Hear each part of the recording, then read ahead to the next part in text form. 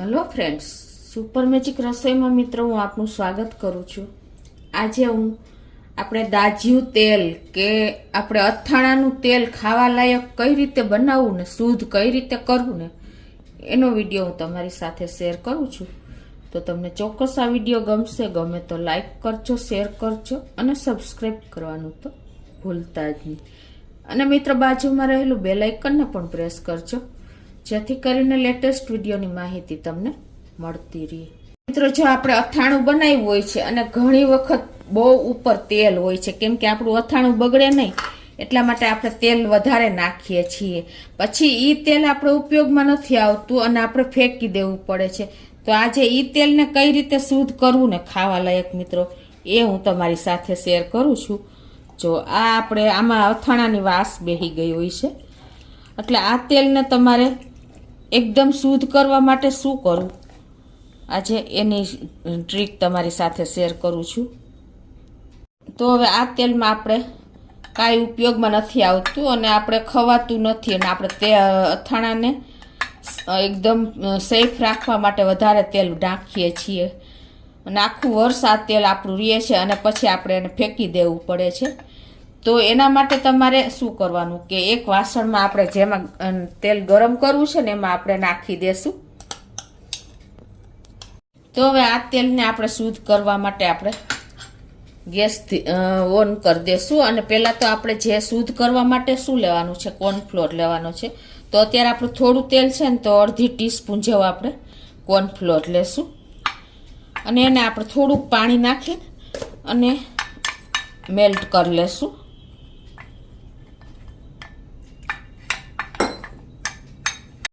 આ રીતે આપણે કોર્નફ્લોરને પાણીમાં મેલ્ટ કરી લીધો છે. હવે ગેસ ઓન કરી અને આ તેલને આપણે ગેસ ઉપર ગરમ મૂકશું, મીડિયમ ફ્લેમ ઉપર.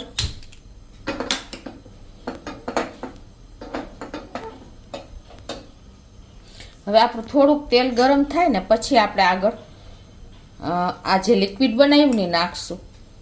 હવે આપણે આ લિક્વિડ જે કોર્નફ્લોરનું બનાવ્યું છે ને એને આપણે આમાં રેડતા જઈશું ધીમે ધીમે. ગેસની ફ્લેમ આપણે મીડિયમ રાખશું આ રીતે. અને આને આપણે આ રીતે કન્ટિન્યુ ચલાવતા રહેશું.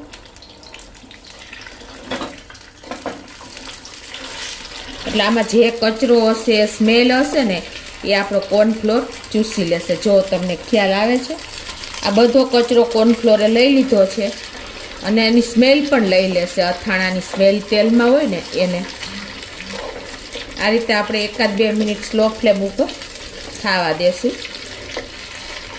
આપણે ગેસ બંધ કરી દીધો અને જુઓ આ બધો જ કચરો આપણે કોર્નફ્લોરનો લોટની જે સ્લરી કરી હતી ને એકદમ લોચો થઈને એટલે કે પિંડ થઈને અને અંદર આવી ગયું છે. જુઓ તમને ખ્યાલ આવે છે. હવે આપણે આ તેલને ગાળી લેવાનું છે.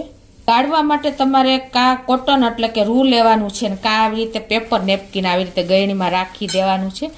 એટલે શું થશે કે જરા પણ કચરો તમારા તેલમાં નહીં જાય. તો આ રીતે આપણે જે આ કોર્નફ્લોરની સ્લરી સાઈડમાં કરી અને આને આપણે ગાળી લેશું.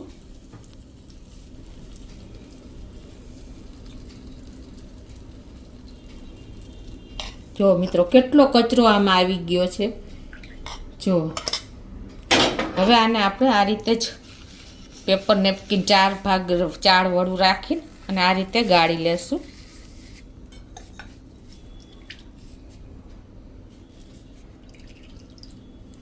તો આ રીતે જો આપણે પેપર નેપકિન રાખીને કે કોટન એટલે કે રૂ રાખીને પણ તમે આવી રીતે ગાળી શકો છો. એટલે જરા પણ કચરો રહ્યો છે ને તો એ પણ જો આમાં રહી ગયો છે અને એકદમ આપણું શુદ્ધ તેલ નીકળ્યું છે અથાણાનું. અને બીજું તો કચરો બધો આપણે જો આમાં જ આવી ગયો છે. તમને ખ્યાલ આવી જાય છે. બધો જ આપણે આ કોર્નફ્લોરની સ્લરી છે ને એમાં ચીપકી ગયો છે. અને કોર્નફ્લોરની સ્લરી એ સ્મેલ પણ એકદમ કેચઅપ કરી લીધી હોય એટલે તેલમાંથી સ્મેલ પણ અથાણાની જતી રહી છે. તો મિત્રો આટલું સરસ આપણું અથાણાનું તેલ વેસ્ટ જાય એનાથી આપણે ઉપયોગ કરી લીધો. મિત્રો આ રીતે તમે આવું અથાણાનું તેલ દર વર્ષે આપણે લોકોને, ગુજરાતી લોકોને અથાણામાં ઉપર તરતું જ હોય છે. તો આવી રીતે તમે જો એક ટ્રાય કરશો ને તો એમાંથી એની સ્મેલ પણ જતી રહેશે અને તમારું તેલ પણ શુદ્ધ થઈ જશે અને પાછું તમારે આ તેલનો ઉપયોગ કરવો હોય તો પણ કરી શકશો. તો તો ચોક્કસ તમને આ વિડીયો ઉપયોગી થશે. ગમે તો લાઈક કરજો, શેર કરજો અને સબસ્ક્રાઈબ કરવાનું તો ભૂલતા જ નહીં.